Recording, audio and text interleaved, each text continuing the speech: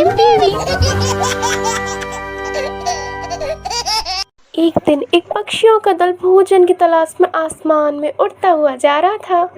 उड़ता उड़ता वो दल एक सूखाग्रस्त इलाके से होकर गुजरा जहाँ पर भयंकर अकाल पड़ा हुआ था, जिसकी वजह से सभी पक्षी बहुत परेशान थे और भूखे हो चले थे। तभी उन्हें एक जंगल दिखाई दिया।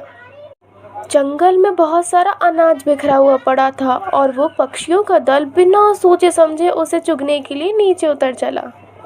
अनाज चुगते समय उनके ऊपर पेड़ से एक जाल आकर गिरा जो कि एक बहेलिये ने बिछाया था पक्षियों को पकड़ने के लिए।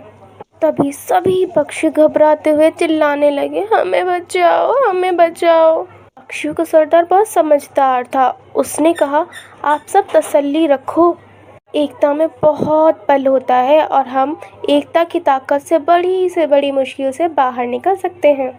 और पक्षियों के सरदार ने कहा, हम सभी पक्षी एक साथ मिलकर इस जाल के साथ उड़ेंगे। और उसी समय बहेलिया वहाँ पे आ जाता है और पक्षियों को देखकर बहुत खुश हो जाता है।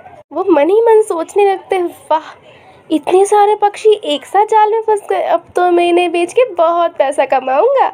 पर जैसे ही बहेलिया उनकी ओर बढ़ता है, बहेलिये को देखकर सभी पक्षी जाल के साथ ही उड़ना शुरू कर देते हैं। पक्षियों को उड़ता देखकर बहेलिया तो माथा पीट के रह जाता है। हाय हाय रे मेरी किस्मत, पक्षी तो उड़ गए।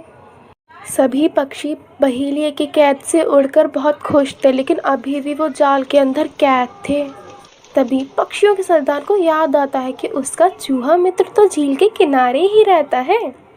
वो तो आसानी से जाल को काटकर उन्हें आज़ाद कर सकता है। फिर सभी पक्षी झील के किनारे पहुँचे।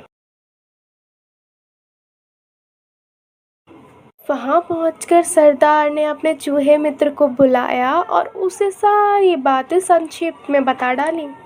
चूहे ने सभी बातें समझी और जाल को काटना शुरू किया।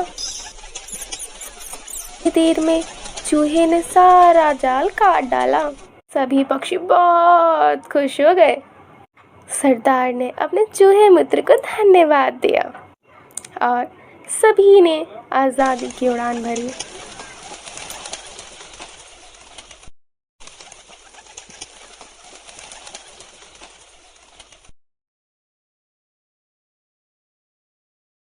ऐसी ही मजेदार कहानियाँ देखने के लिए हमारे चैनल को सब्सक्राइब कर लीजिए और कमेंट करके जरूर बताइए आपको ये कहानी कैसी लगी।